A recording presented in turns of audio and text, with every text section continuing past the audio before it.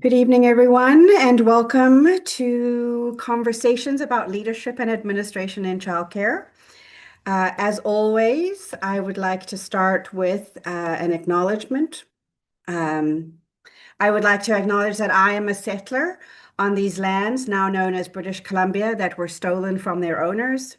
I offer respect to the elders and to the land itself, and am committed to actively work towards reconciliation that is just. As someone who works alongside children, I want to offer them the truth of our history so that they may seek justice as they become full citizens of this land we know as Canada. For those of you who are joining for the first time, my name is Nikki Byers. I am the Executive Director of the Society of Richmond Children's Centres here in Richmond, BC, where the sun is shining. So I hope it is shining on you too, wherever you are. And welcome to our evening. As always, we start here with just a reminder of our gathering intentions that you're to be yourself. Use your voice if that serves you, to listen to what is being shared and notice what is missing. Find your curiosity about what's piquing your interest or what's making you a little bit uncomfortable.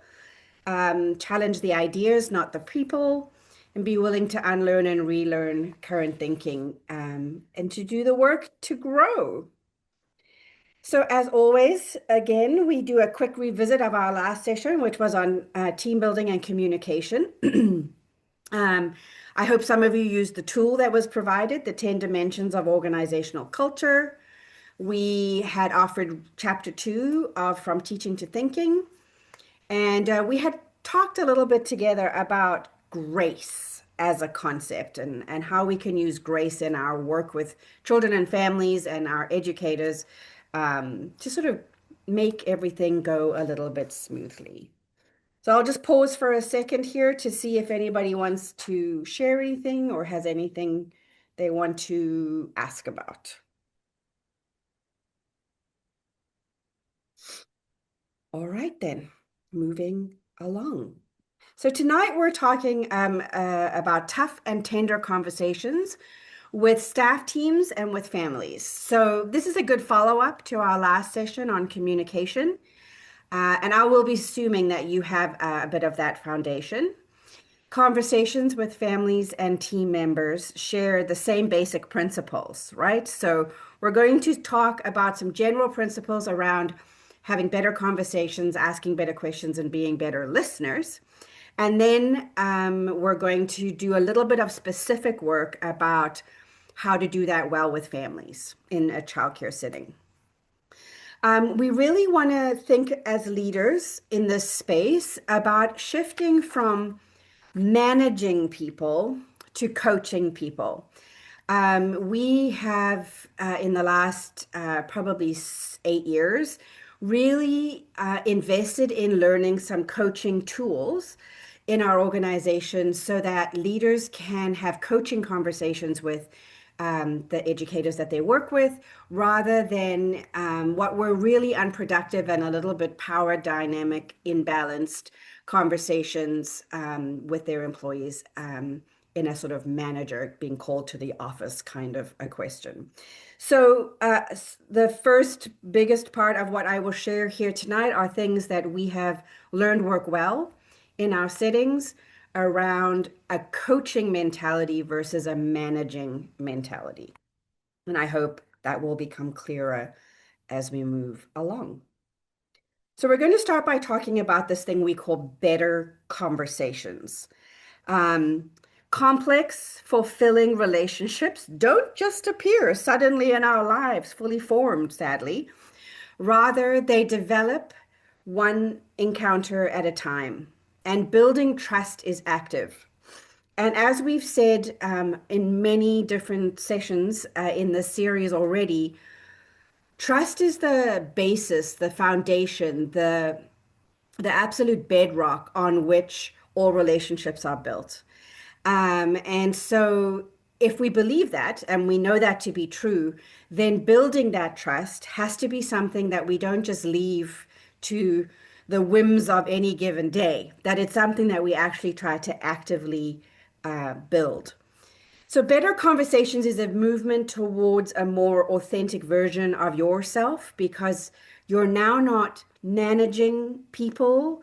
You're having better conversations with people. You're coaching them. You're coming alongside them as a person who can unleash the best in your educators. And so that allows you to bring yourself fully to these conversations. You're not in a role, you are yourself. And obviously, to be authentic, you need to know what you believe. And unsurprisingly, I hope by now, we are right back to values. If you know your values, you know what matters in this organization, in your center, then when you lean into these conversations, whether they're easy conversations or more challenging conversations, when you come from a place of values and you come from a place of authentically wanting to help the educator or the parent or the family be better, be more themselves, and to build that trust, then you'll be in a stronger position. It also means you can kind of step into a more realistic version of yourself and not be switching hats all the time. I find that code switching can be quite challenging, and it actually leads your teams to feel that you are inauthentic if suddenly they see you as a manager over here with an educator, but they see you with a super warm interaction with the family, they see you differently with children. Instead, we just bring ourselves to our days ready to have conversations with folks in service of the work we all do here together. And again, I've referenced this notion of parallel practice. This is, of course, what we would be hoping educators would be doing with children, right? Building trust, actively listening, having good conversations with children, being their authentic selves with children. And so we also expect that of ourselves in leadership and our educators when working with our families. So we're going to look at six beliefs that um, we have about the people we work with. And some of these you'll be able to just put a checklist, like a check mark next to, and say, yeah, you know what? I'm really good at that. And on others, you'll be like, oh, that isn't my strong suit, or that is something that I need to work on. And we all do. I have things on this list that I am still working on. So here we go. One of the six beliefs that we should try and cultivate in our work with teams and with people is to see others as equal partners. Every person we get into a conversation with needs to feel valued, which begins with an understanding that no matter who it is that we are engaging in dialogue with, they have something important to bring to the table. This can be tricky if you work in a very hierarchical situation where there's a boss or an owner, or you feel either as the person who is is coming to work or is being the person that is coming into the conversation or the person who has been called into the conversation.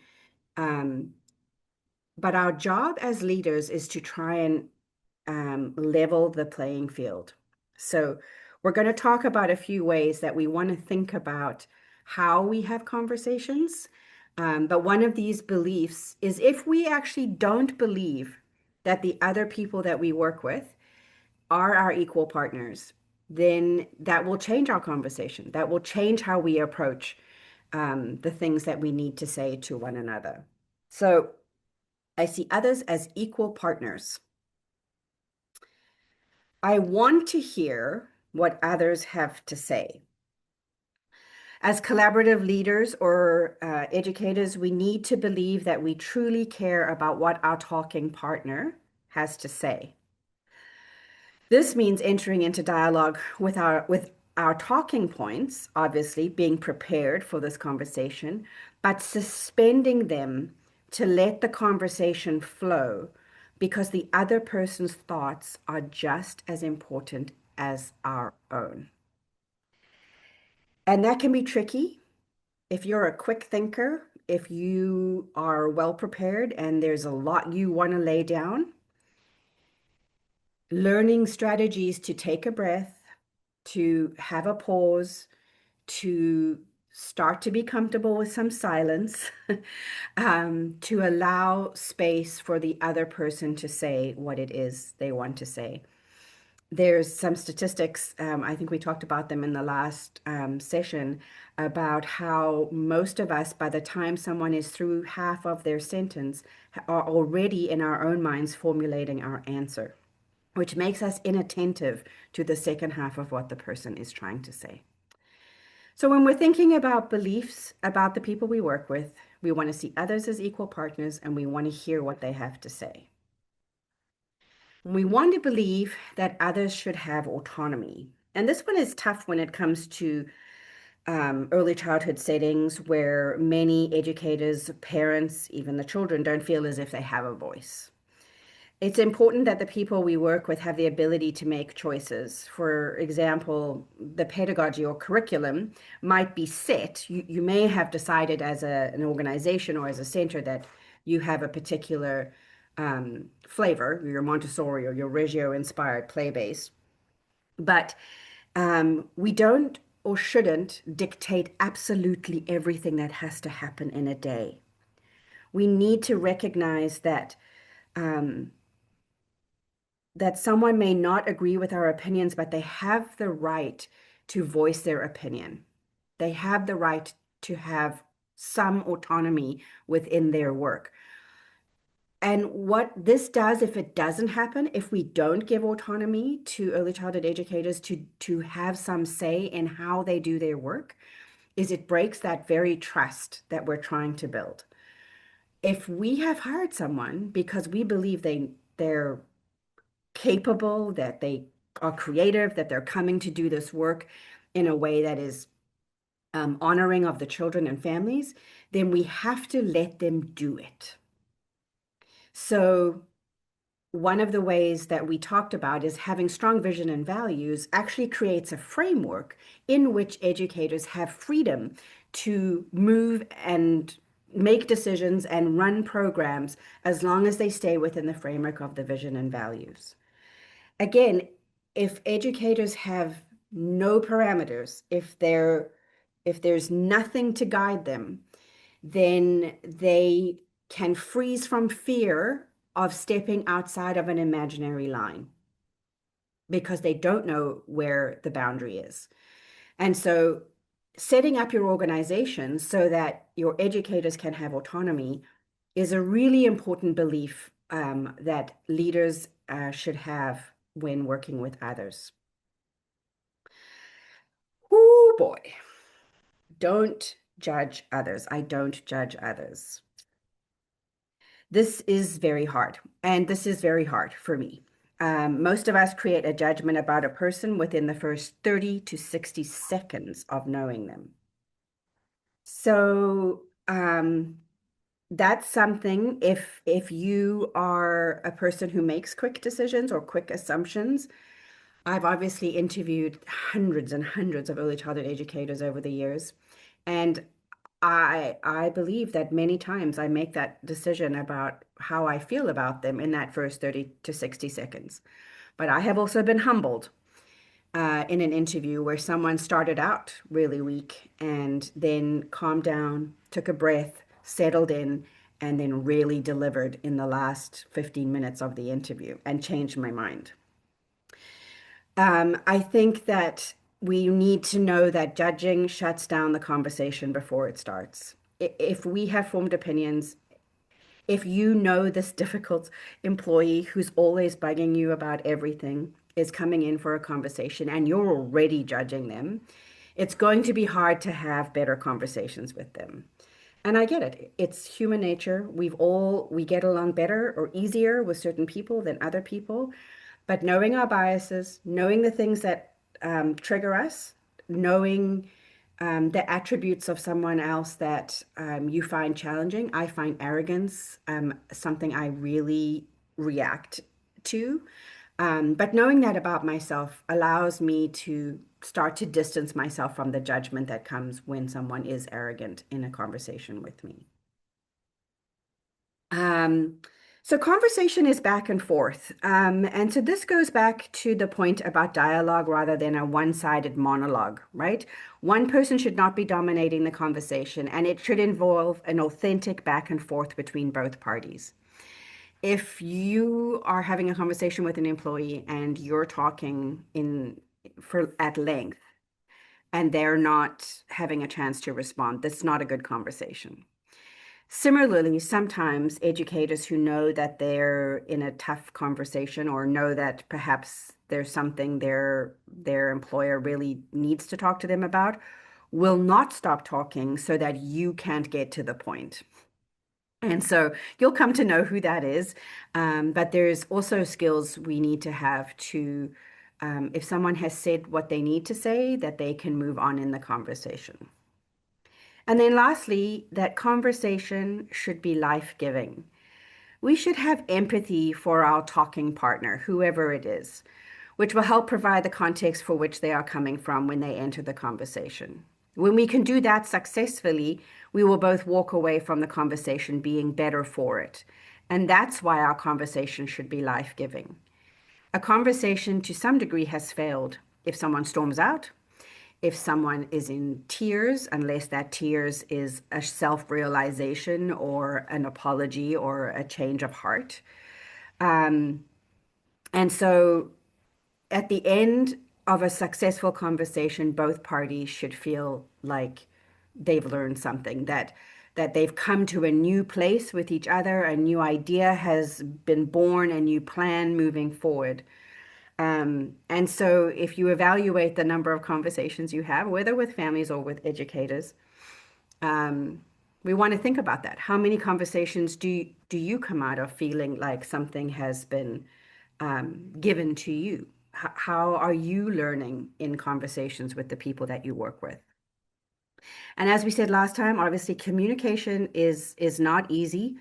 It can be very challenging.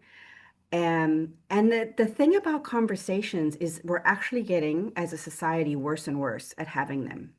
Things like social media with a WhatsApp group or a text or an email, and even in childcare programs where a staff team is using the communication book instead of having conversations. These are all symptoms that would show us that we need to practice having conversations more often.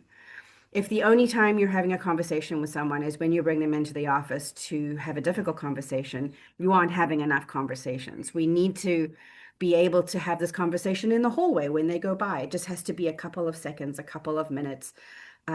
But this practicing backwards and forwards of having conversations is super important and something that I think a lot of early childhood educators struggle with adults. They're very good at it with children. I hope that's landing for you. I'm going to move on now to, oh, this is a hard one for me. Paying attention, active listening. So these active listening skill set involves these 6 active listening techniques. So number 1, paying attention. Our goal of active listening and being an effective listener is to set a comfortable tone that gives an opportunity for both parties to think and speak. Allowing wait time before responding, both for you and for the person you're speaking with. Don't cut people off or finish their sentences for them or start formulating your answer before they're finished. Pay attention also means thinking about your body language. If you're sitting with your arms crossed, if you have a face that looks like you're mad, even if you're not, which is sometimes my problem. If you have a face that can't, the face that just tells the story of what you're actually thinking, you really need to work at some sort of neutrality there. If you have a desk in your office, like if you sit behind a desk and the person has to sit across from you, you're putting a barrier between you and the person you're talking to. So even the way you set up the conversation, is there a chance to have 2 chairs and to sit next to someone? If we go back to the previous slide, we're talking about coming to this as equal partners. It's not equal if you're sitting behind a desk and the person's on the other side. So paying attention is this trying to be focused in the moment with this person, that this conversation matters and this is the person you're paying attention to. Having your phone, or either of you having your phone where you can see the screen or having a watch that keeps beeping off. If this is an important conversation, maybe what we want to do is make sure that those devices are not going to interrupt us all the time. And I know as childcare leaders, you need to always be available because something could happen. I get that. And also, this time that you've carved out to have this conversation with someone needs to have the attention it deserves. It's a trust building moment too. The second thing here is withholding judgment. And we just talked about that to some degree, but active listening requires an open mind. As a listener and a leader, to be open to new ideas, new perspectives, new possibilities when practicing active listening. So even when good listeners have strong views, they try and suspend judgment and hold any criticism and avoid arguing or selling their point right away. Sometimes with judgment, we use this phrase, the story I tell myself, is to try and get us out of judgment. So if somebody is telling you a story and you think something is going on that you don't like, or that is triggering you in some way, or you think is flat out wrong, then if you use this phrase, the story I tell myself, so you might say, the story I'm telling myself is that when you go outside and the children are throwing stones, you think it's okay to let that play, you think that's risky play. And then the person can say, oh, no, no, that's not the story. That's not what I'm doing. That's not what's happening. But it's better than saying, I don't believe that throwing stones is risky play. This is a terrible example. I'm sorry, I didn't have a better one that came to my mind immediately.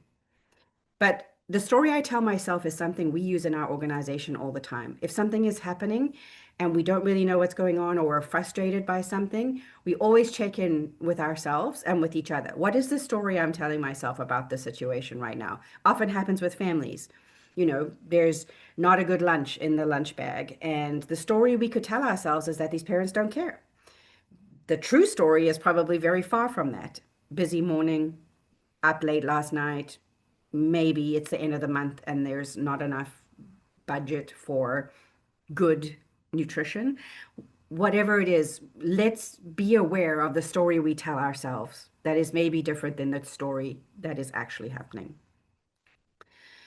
Number three in this active listening skill set is reflecting. Active and being not making assumptions about what the other person is saying, and checking in periodically with what the person is telling you. I think what I heard you say was, when this happens, you feel very frustrated. Or even when, so this is an example. Let's just say someone says, Emma is loyal and supportive of her people. They'd walk through fire for her, but no matter how much I push her, the team still keeps missing deadlines. If you're good at reflecting, you might say, so Emma's people skills are great, but accountability is a problem. It's trying to take the many words and just decipher them down to what the real issue is. And clarifying, which is the next step, is right on top of that. So rephrasing, asking questions. Can you say a little more about that?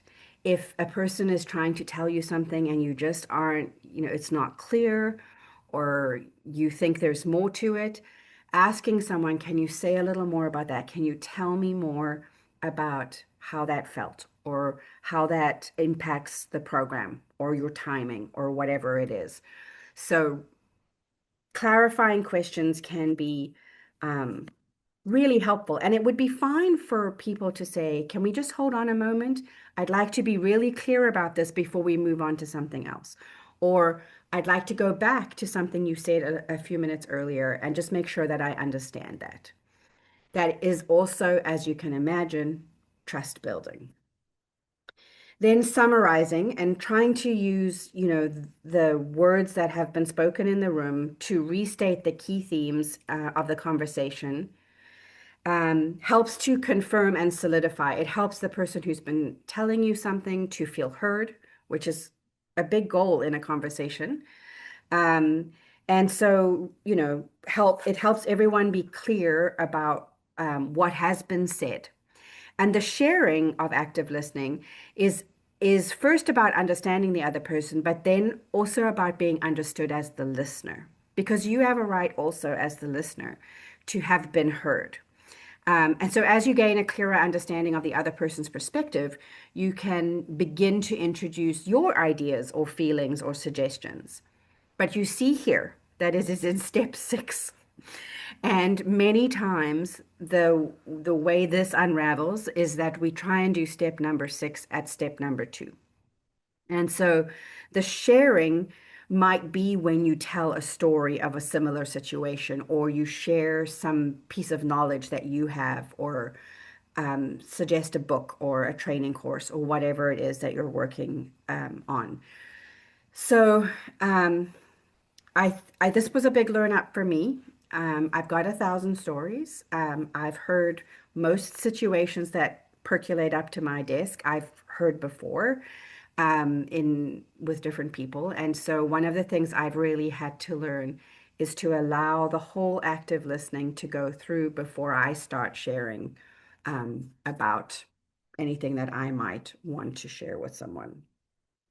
I hope that makes sense. I hope that's helpful. These are active listening takes so much practice, and you know what? From time to time, we get it wrong. We rush in, or we don't ask the clarifying question, and we make an assumption about where this is going because we've had similar experiences, or maybe this is the 10th time you've been dealing with this particular issue with these particular people. Um, Again, if you keep going back to trust that the relationships we want to have with the people we work with need to be based in trust. If you can pay attention to these steps, you go a long way to doing that. I just want to talk for a second more about what I just said about the story I tell myself. And this is a Tony Robbins quote: "We are defined by the stories we tell ourselves." This is a counseling technique, and it's used to help us manage how we portray a perspective in a conversation. We hope to avoid projecting and speculating, but we get to tell our truth and share a perspective. It is often safe and considerate and thoughtful to say, "The story I tell myself about this is." And having been in counseling, I can tell you that this is a very helpful thing to learn how to do well in a conversation with your parents, your spouse, your children. Um, we are able to stay open to listening and hearing and avoid telling ourselves stories about others and about what they might believe. So listen for what they are saying and what they are telling you, and always stay curious and check your own stories about what you are saying or thinking.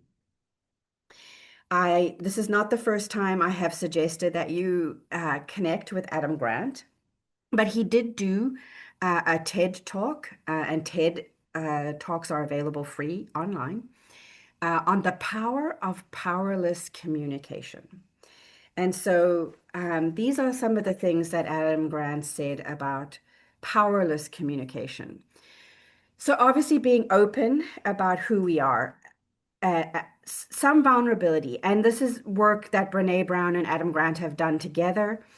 This notion of the past that leaders had to be strong and a fortress and have a tough exterior or some sort of armor on is the research tells us the opposite, that when we are vulnerable, which doesn't mean sharing your deepest, darkest secrets, but it's being relatable. It's being showing that you can connect in some way, just like you would with the children, that we work with. Get to know a few important things about your educators, about the people who work with you, and try and remember those things. Get to know what's valuable and important, and start to build that relationship.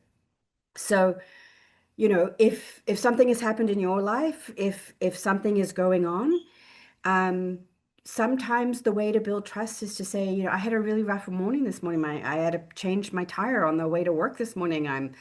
I hate feeling grimy to start the day, but here we are, on we go. Let's have the day.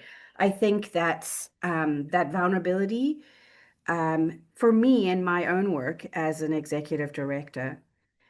It doesn't come easy. I'm not a vulnerable person. I live very much in my head and not in my heart. But the times when I am vulnerable are the times when my impact is greatest. And so I really encourage you to do some work around Brene Brown's work and Adam Grant's work on vulnerability. Um, I think we have a lot to learn. I think we have a lot to learn about what that means. I think sometimes we think it's sort of telling everybody our business, which is actually the opposite of what it means. So be relatable, connect as much as you can. Number two, concern or empathy. Again, you don't need to be an expert about what's going on with someone, but be curious and ask for more information and then take the cue from them if they want to go deeper. You might notice somebody seems super upset or they've been off work for a little while or whatever it is. And you want to start the communication with them with empathy. How are you? How are things going? If you ask the question, really stick with, I am curious about how you are and then have the conversation. If someone, and we all have staff like this who don't want to talk about their personal things, that's absolutely fine too, as long as they're able to go into the classroom and function in a way that is acceptable. You don't have to be the expert. So ask questions that point out that what you need to talk to them about. Be open to the fact that the answers may not go where you want them to go. So I don't know everything, and sometimes I just have to say, yes, that's a really good question, or I don't know the answer to that, and we could find that out exactly as you would with children. We really want to be in a partnership with the people that we're talking to. We always want to be curious to ask questions, and then, as we've said already, stop talking. Big problem for me. Stop talking. I have a coworker who just cannot stop talking. And it's actually having had her has made me very aware of my own talkativeness. And because I'm so irritated by how much she talks, I realized that that's how people feel when I talk sometimes. So this ability to not have to say everything that is on your mind or on your heart in this conversation, that this is not maybe the moment for everything about this conversation. Stay open to the opinions of others. Stay tentative. Um, stay flexible enough to change your mind based on the evidence or the opinions that come before you. I often have very strong opinions about the way I think something should go, but I have really trusted colleagues who can easily convince me that there's other ways. There's another way to do this to achieve the same goal. And so, yeah, staying open to the opinions of others, super important. Asking for advice is an interesting one. This gives over the power to the other person, right? So to give advice, we need to walk in someone else's shoes, know them better. But when we ask them for advice, how would you handle this? How do you think I should move this forward? Um, it seems like you know a lot about this family. How do you think it would be best if we approach them? So when you ask for advice, you throw the power over to the person who you are talking with. And then obviously be genuinely interested and give all of your attention, which takes us back to the previous slide of paying attention. So be in this moment and be genuinely interested. I know you've all had these experiences, as have I, when you're talking to someone who's like looking over your shoulder or seems sort of distant or checked out. Like that's not what we want for our early childhood educators or our families who are with us. I think similarly, you've probably been in a conversation where someone is really dialed into you, who is paying attention. And I almost find that more intense. But that's what we want is for that person to believe they are the person who has all of your attention for this moment. And in a busy organization, a large organization like mine, when you get a minute or two with an educator, that might be the only 5 minutes in many months that I have in this deep moment with somebody. And so I try to make that count. So here are 7 essential questions that we try to engage in a conversation we're having, particularly with educators, if we're having a tricky conversation, but really any conversation of any depth. So this is from the work of others, and I'm going to give you the books that a lot of this has come from. But the Kickstarter question is what's on your mind? And this really changes the tone of the conversation, not what's up or like, what's going on here, but it immediately centers the person you're talking to, the conversation on them. What's on your mind, right? A gentle kickstart and gives the person a chance to take a breath and be like, what is on my mind? What is it that I want to get off my mind? What is it that I want to tell? The all question is after the person's been talking for a little while, maybe they stop, pause. Maybe you've used the reflecting and clarifying. This conversation is going along and asking, and what else? And what else? Is a great way to give a moment of reflection in the middle of a conversation. Because so often, the first thing someone tells you isn't really the issue they're bringing to you. And so the all question helps that person to go deeper into what is really happening. You may be dealing at the surface with the conflict between two coworkers, but what you're really dealing with is maybe some insecurities, maybe some control, maybe some anxiety. There's maybe something else going on that is really what you need to be dealing with instead of just this surface conflict. Excuse me. The focus question: what's the real challenge here for you? Sometimes people come to you as a leader and they just want you to fix whatever they just told you.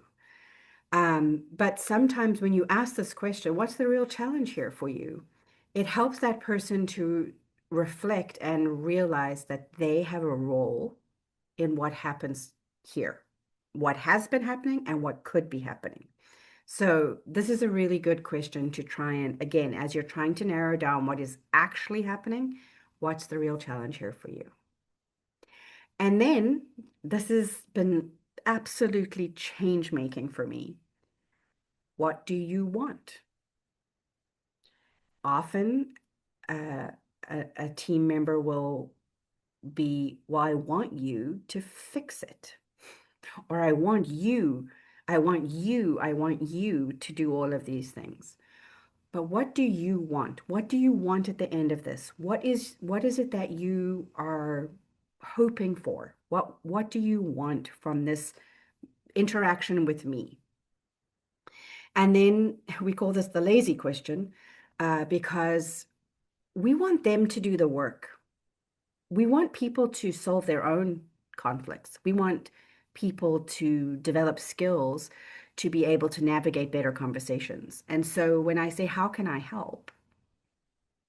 I'm asking them, I'm suggesting a partnership at the very least. I can help with this, but I'm not necessarily the person who can solve this.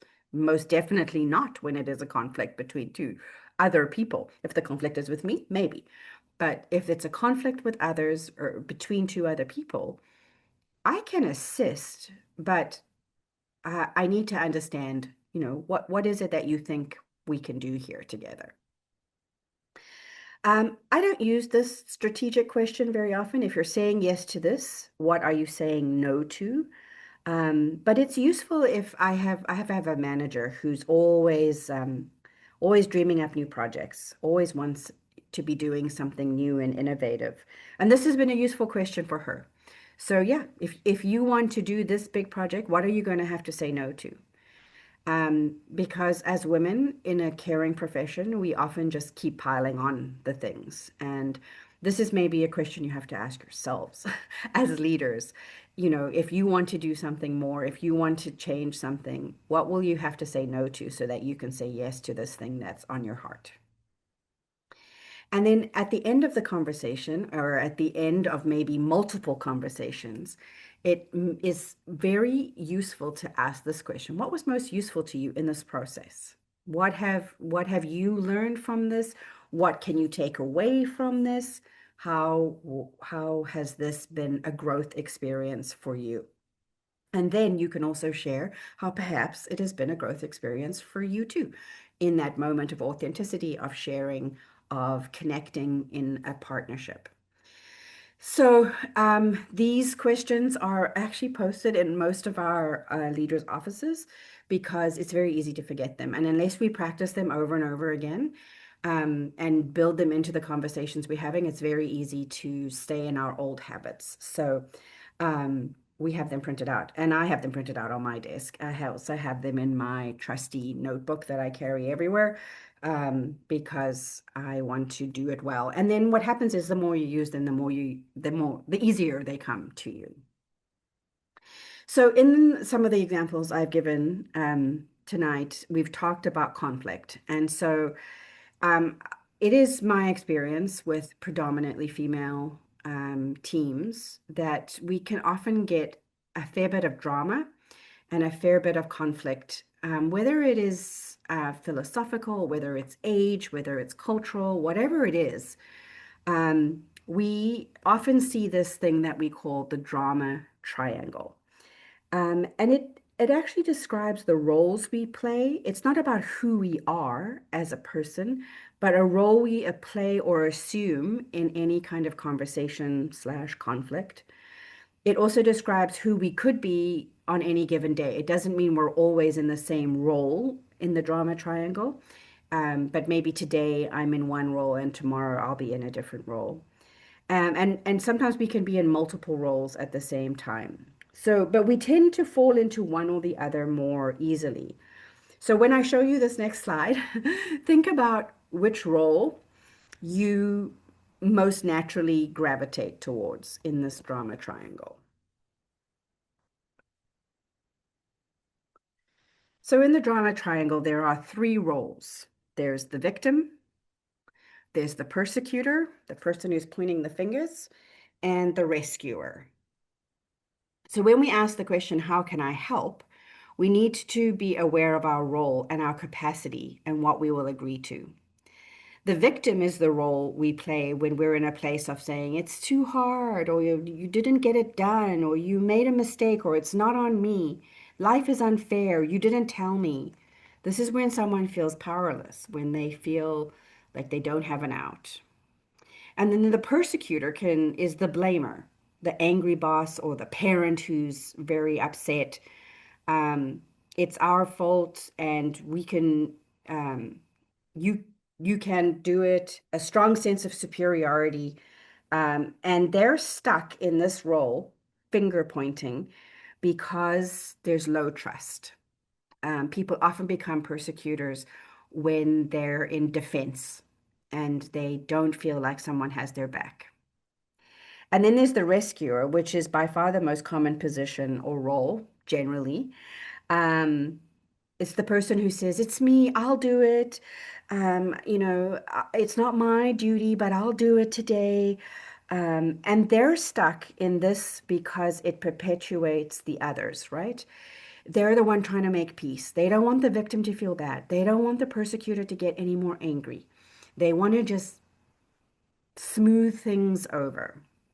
And so in the drama triangle, this was what we call the dark side. These are roles that are unhelpful. And so if you're in a team meeting and you're seeing these behaviors of victim, persecutor, rescuer, then you're on the wrong side of this drama triangle, right? People are stuck in roles. So you're going to want to think about trust. Where's the trust level on this team? Where's the communication at, right? Are people having conversations, or are they using the communication book? Are they snapping at each other on WhatsApp, or are they actually saying, "Hey, I had a rough time with the what happened in the classroom this morning. Do you have a few minutes? I'd really like to talk about it." Is there a culture within your organization where people can, without fear of retribution, say what it is that they are feeling and thinking? And is there enough space for them to change their mind? So if you are seeing these behaviors as a leader, you have to intervene. There's things that need to change. And what you can get is to the light side, where the victim becomes the challenger, the persecutor becomes the creator, and the rescuer becomes the coach. So the creator always says, "You have choices. I can support you." And what else? This is the person who's trying to generate ideas, who's trying to see different perspectives, who's trying to find the path forward. The coach is committed to the idea that you are responsible for the life or for the role that you want to play in any given situation. The coach asks, "How can I help you?" but doesn't actually do the work for the person. So a coach has boundaries.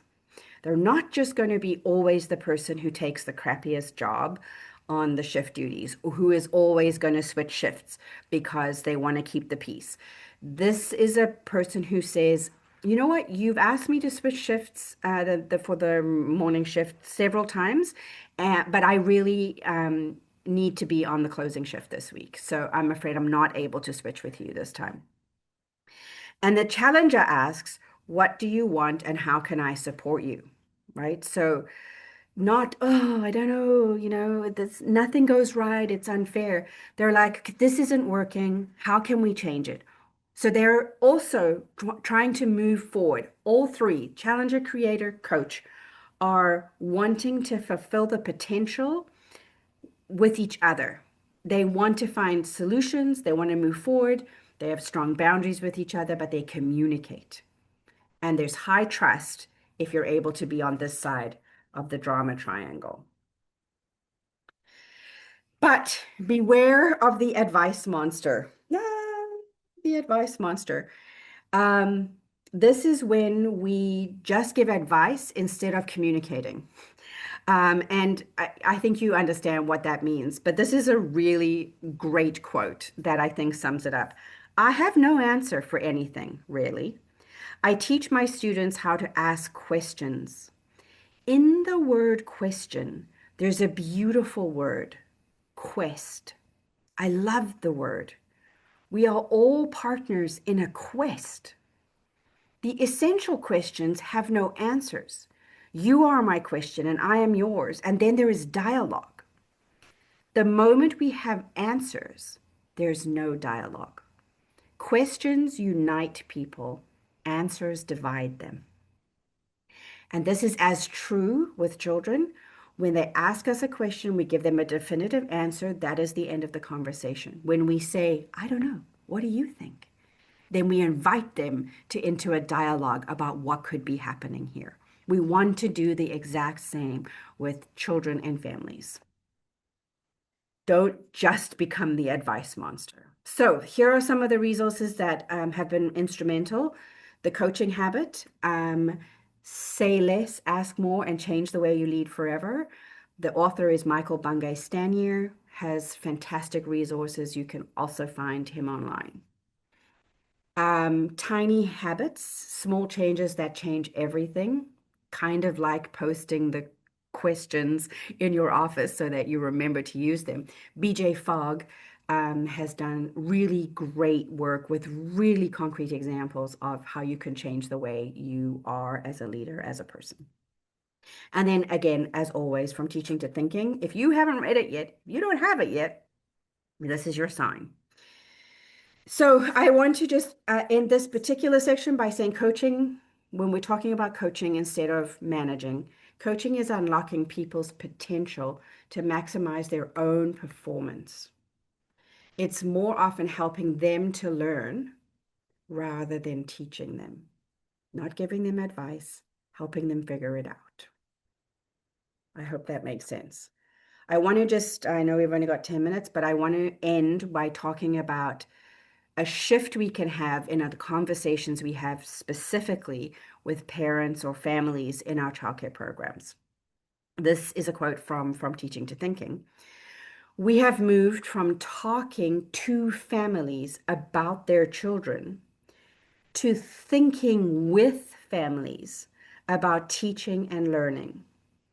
We moved from hoping families would be different because of our expert offerings to hoping that we would be different because of our collaboration with families. That's Anne Pello, my dear friend. Wow, that is a massive shift.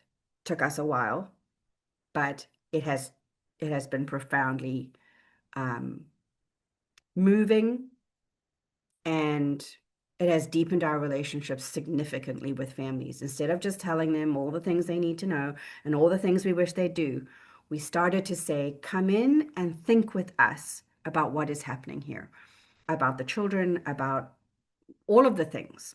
Let's think together about this world our children are living in, about what matters, about what values are. Let's think together rather than just telling you how it's going to be. And this is, a famous Reggio quote. A child enters our school with a story, a life in her family.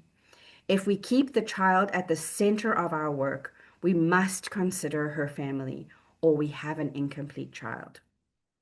And this is sometimes the things that early childhood educators don't want to do, is consider the family at the depth at which we can be part of a complete child, of a complete family system.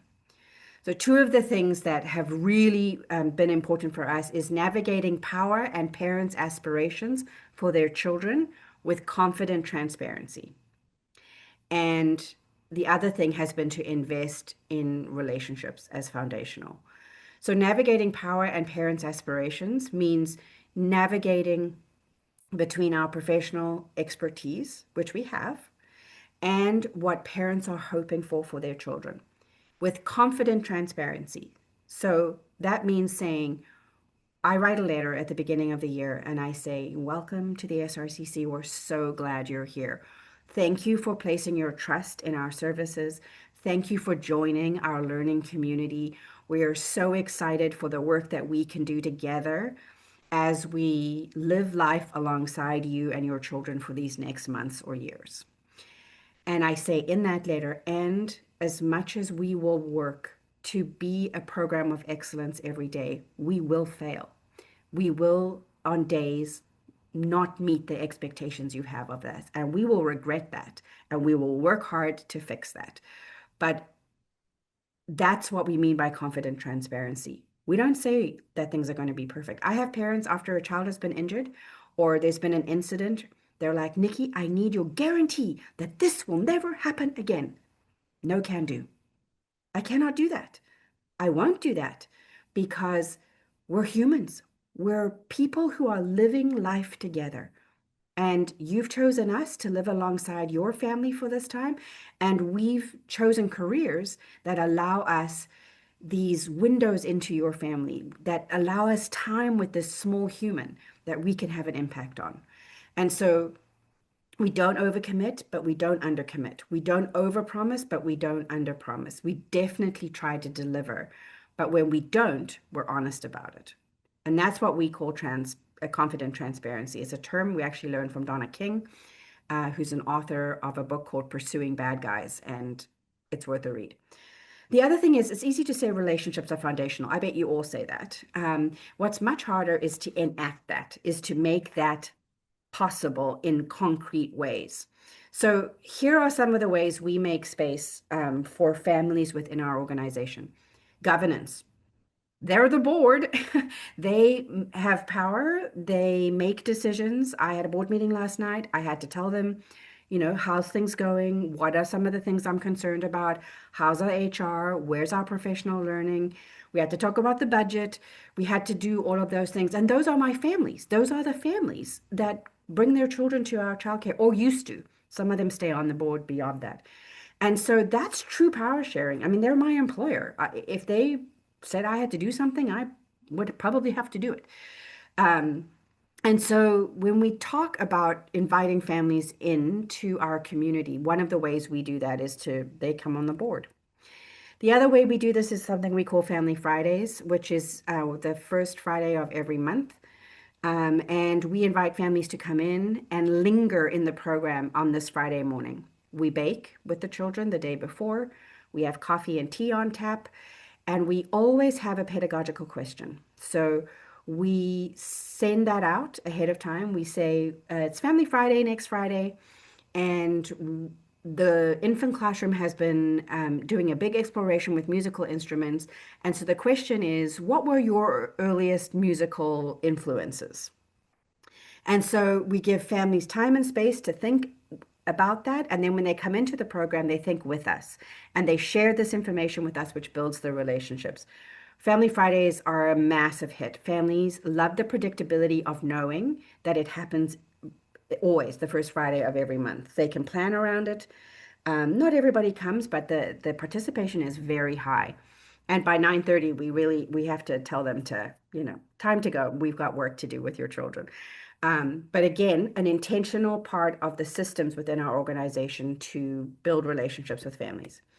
We also have family meetings. If there is an investigation going on with a group of children in a program, and it's going on for multiple weeks, and we've got documentation about it, we invite the families of those children to come into the program in the evening, just the parents, no children.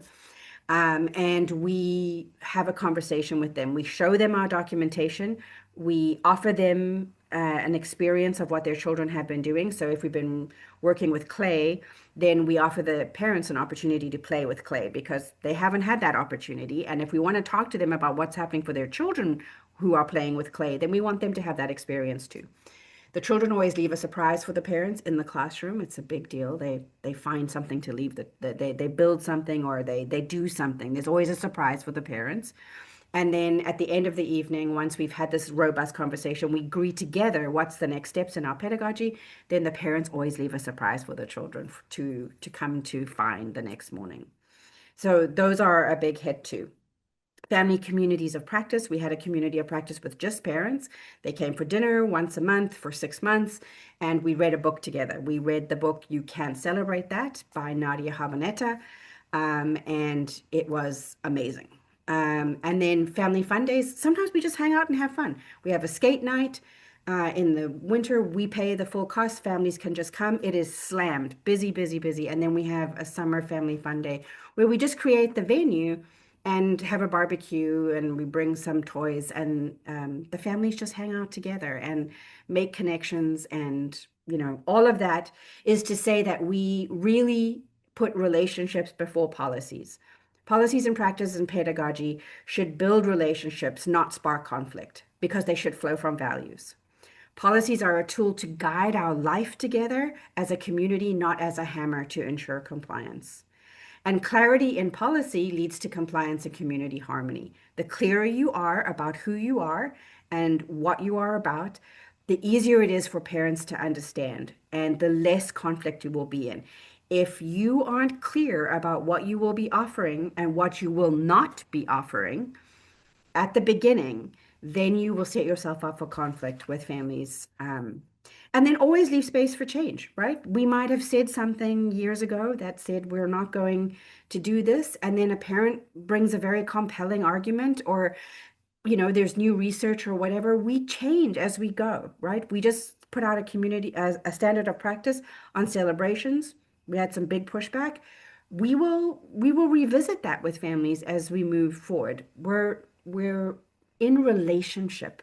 Relationships don't mean I tell you how to be and you don't get to tell me how to be. Relationships mean we figure out how to be the best version of ourselves together. And then this is my final slide. As a leader with many eyes and ears on you, you must hold yourself to a high ethical standard as you interact with staff and parents. Everyone's watching you. When there's a conflict and you're brought into it between staff and a family or between two staff or between two families, you need to have a high level of skill. Having boundaries about time and place and tone for communication is good and fair for everyone. Being harassed is not acceptable. And we have written policy there that we have had to enact. I have two dads right now in our centers who are banned from coming because of their egregious behavior towards people in our programs. And then we live life alongside family, sharing the ups and downs, ours and theirs, and fostering a relationship that primarily serves the child and secondarily serves the family too. So boundaries, conflict, and biases are best managed when there's values. I know I'm a stuck record on values, but I have honestly seen how they've made a total difference. As always, thank you so much for being along for this quick ride through conversations and coaching. And if you have any questions or want to dialogue about any of this, you're welcome to. I'm going to stop the recording now and I'll hang out here for a few seconds if anybody wants to chat. Otherwise, go and enjoy the sunshine.